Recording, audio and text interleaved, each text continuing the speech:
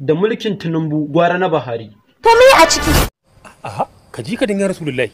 Gara nan ya zo. Muhammadu Buhari wankin hula ya kai 'yan Najeriya dare. Wannan kuma ruwansu.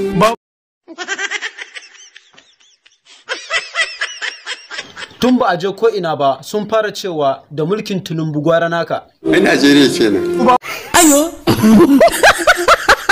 Kuma wasu daga cikin 'yan Najeriya sun ce suna neman yafiya a gare ka. Ba dai yafewa ba. Kana nufin ba za ka yafe musu ba? Gashi na gaya maka. Ayo.